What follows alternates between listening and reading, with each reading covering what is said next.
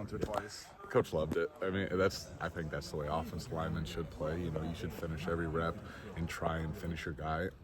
That's just, and like you watch our tape, like you'll see Jennings Dunker running around, like finishing dudes, Connor Cooley, Mason, Bo Stevens, like they're putting dudes on the ground, and you know we have like a knockdown count for offensive line in our room right now, and we're just trying to tally those numbers up because one, it's fun and it just gives you so much energy in the game. So.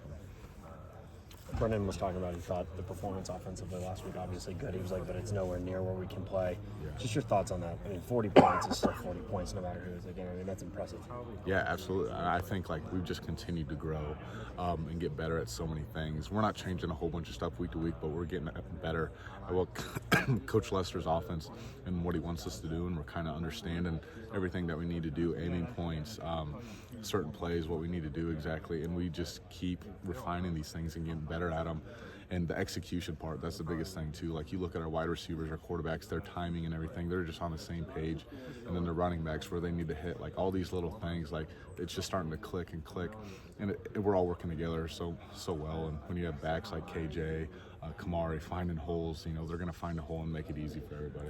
You mentioned the wide receivers. A year ago, you guys had trouble getting those guys involved. Now you're getting guys involved and a lot of different guys too. I mean, what have you seen out of them? They just work so hard in practice, running routes full speed. Like it can be hard. Like when you play in a Big Ten football game, like your body's dinged up and coming in on Monday, it can hurt. But you know they're running full speed, getting out of breaks quick. Coach Lester always emphasizes that. And like if you can do it on a Monday, you're going to be able to do it on a Saturday even faster, right? So if we can just continue to keep doing that in practice, which they've done, and they've shown so much growth, and Coach Budmeier's done a great job with them, they're going to continue to grow and play like they did on this past Saturday. Ellsbury goes down with that injury, and, Bo goes down with the injury. Ellsbury comes in. Didn't look like the offensive line even, broke stride with him in there. What's it like to have such an experienced guy in that rotation who can step into so many different roles? Els has seen so much football, whether it be at center, guard, tackle, like he plays all three positions and he does a great job of it. He knows exactly what he needs to do. And when he goes in there, he's not going to skip a beat because, we trust him so much and his ability to go out there and play at a high level, which he's done before, and he's shown that in games, especially last year when I went down, he took over and played center at a very high level. It's just a testament to him and how he operates and the way he does things, right? He comes in every single day, works hard. And honestly, I have so much respect for that guy because he could have, taken this past offseason and transferred and started anywhere else in the country, and I truly believe that. But he plays at such a high level, and that motivates everybody else to, play at a high level too.